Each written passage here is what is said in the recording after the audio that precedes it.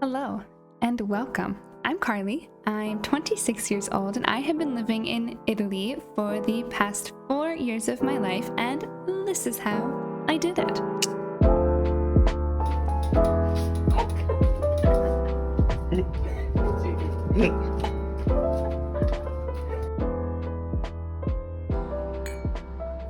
So, welcome.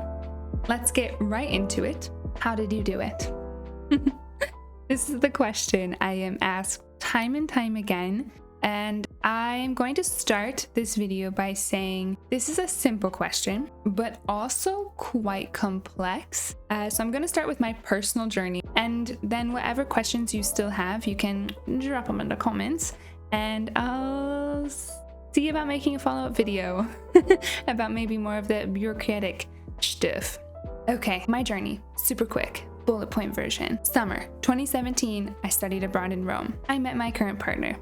We were long distance for 2 years while I finished studying university. I graduated from university, college. I call it university now for some reason, even though I'm super American. I decided that I wanted to do a master's program in costume design in Rome. I then got my student visa. That was a very stressful process. Probably just because it made me anxious, but we did it. I moved to Rome, and then within 8 days, I applied for my permesso di soggiorno for study. I did said program, and then at the end of that program, so the end of the first permesso, I renewed my permesso di soggiorno for cercare lavoro. A permesso di soggiorno means permission to stay and basically becomes your visa. So instead of going back to your home country once a year, you just need to renew your permesso. Waited like 6 months or a little bit more to actually get the card. By the time I actually got it, I had to basically start planning to apply again. Yay! I decided to open up my own company called a partita IVA, which is basically like the US equivalent of an LLC, più o meno, and started teaching English. With that company, I renewed my cercare lavoro. My partner just informed me I've been saying it wrong for 2 years now. It's ricerca lavoro, not cercare lavoro. Permesso di soggiorno for a permesso di soggiorno lavoro autonomo, which means autonomous work, so like entrepreneurial work. And now I'm in the process of renewing. Wait, no, actually, 2 days ago, we just got the call that it's finally ready. My appointment was in December, another discussion for another time. Yes, I renewed that again with that partita IVA, with that company that I opened. So, a lot obviously happened during that time to, give context and interest and juice to the story, yada, yada, yada. Like, for instance, I worked on a movie set after I graduated from my costume design program. That was pretty cool. It was for the House of Gucci, actually, which I feel really funny about saying for some reason. Everyone's like, that's super cool, Karli. You need to be like more open about like what you did. I'm like, well, I literally was just a costume extra and undressed and just extras all day for months. 2 months. It wasn't that bad. It was really fun, actually. I got to go on set. That was cool. The only thing I realized in doing that is I really desire more of a work-life balance than that in film. So I decided to go the partita IVA route to renew my permesso di soggiorno. However, that kind of work wouldn't have actually gotten me a full-time contract to renew my permesso di soggiorno, so I would have had to still open up a partita IVA even if I did decide to continue with that work. And actually, this is a great opportunity to describe this transitory phase of permesso di soggiorno cercare lavoro. So what happens with this permesso is after you complete a program of study here in Italy, you can either, in that year of permesso, find full-time work, a full-time official contract, or open up your own company. I obviously went with the opening up my own company and renewing it that way. I don't exactly know that other route, although it's very doable, so I'm gonna kind of talk in the context of having your own company and continue the video that way. Hi, President Oily needs to shower Karli coming at you to say that I forgot some information that is very important, aka I was just made privy to this information. Technically speaking, your partita IVA that you open or the work that you find should ideally be in the same, realm as that program that you just studied. I obviously did not do that. I studied costume design and I opened up a partita IVA to teach English. So, the thing is, Italy works a lot in the gray area and you would probably be fine, but maybe just don't count on it. Ideally, we want to continue on in the realm of study that we just paid to go to school for. So yeah, that's another conversation for another day. But yeah, okay, just keep that in mind and enjoy the rest of the video, hopefully. What else happened important in that time? Oh, my mom moved to Italy. That was pretty cool. Quite the journey.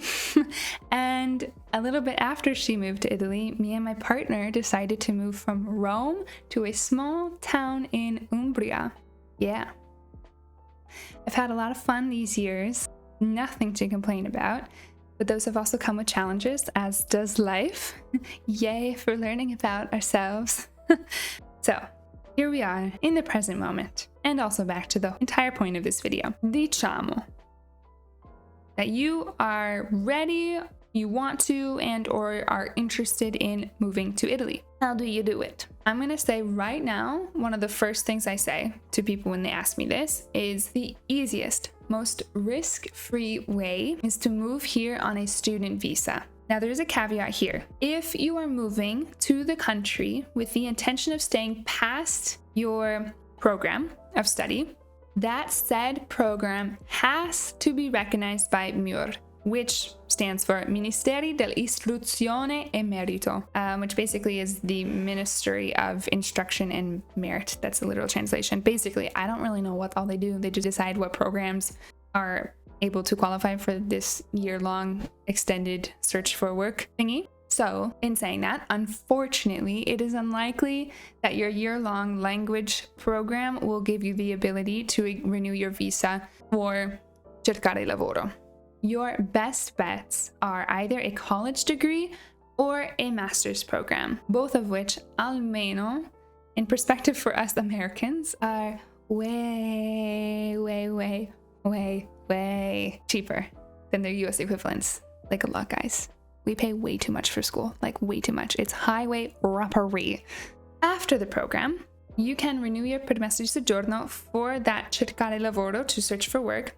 And like I said, either find full-time contracted work or open up your own company. And this partita IVA, this company, can be anything. It can be, design related, like graphic. It can be consulting. It can be coaching. It can be tutoring, like teaching English, for instance, or even teaching yoga, which is kind of the, little path I'm working down right now. And then you can continue renewing that permesso di soggiorno, which now would be called lavoro autonomo, this autonomous work, for the next 5 years. After the 5th year, you can renew it to permesso di soggiorno per soggiornati di lungo periodo, which means permission for long period stay, which this lasts for another 5 years, and then eventually can lead to permanent residency down the road. This route is the most common for younger people, and you will shortly understand why. The other main option to move to Italy is with a visa called residenza elettiva. Now, what is residenza elettiva? Residenza elettiva translates to elective residency. This is usually the route that retirees take, or those people who have the funds and passive income to purchase or rent a house and also support themselves through that passive income whilst living in Italy. There are some other ways, but like I said, these are the most common, and honestly I don't know enough about the other ways to tell you, and so I'm not going to tell you about them right now. So if you do have any particular questions, feel free to put them down in the comments and I will see about getting back to you. And yeah, Italy is Italy. I mean, what more is there to say except for every country has their positives and negatives. Bureaucratically speaking, also every country, but particularly Italy, is pretty piano of negatives. But for me personally, the other positives far outweigh the negatives. And to be clear, I had a lot of help from my partner, who luckily, strangely enough, really is interested in immigration and likes to, you know, figure it all out. I know not that I couldn't have done it without him, but if I were on my own here and without anybody to do this work for me, I would have been like, fuck it, we're going someplace easier. This is like way too complex, takes way too long. This is so confusing. Exactly. I would have just given up because I would not have wanted to deal with it. So thank you, amore mio. Actually, this is a great plug opportunity for anyone who's like, yes, let's do it. Let's make my dream happen. I'm moving to Italy. Or if you're just really intrigued and interested, he actually has a company dedicated to helping people do that by helping them through all the bureaucratic bulldung. It's called italybound, italybound.it if you're interested. Check it out. So yeah, that's that. I hope you enjoyed it and found an inkling of value in it. You're probably left with more questions than when you came here, and I apologize, but also it's the nature of the game. Last thing I want to say is I do intend to make more videos about life here in Italy, some vlogs, maybe a house tour, and honestly just to document this experience for myself to go back and watch one day. That's my main regret about not starting this sooner. The years go by so fast. And yes, there is a balance to be found between living it and documenting it. But oh my gosh, what I would give to watch a video made by Study Abroad Karli, oh my god, it would be so cringy. I would love it. But good news is in a couple years from now, maybe even like a month or maybe even now, this video is gonna be cringy too. So I'll get to experience it one day. Anyway, I don't really know how to end these things. So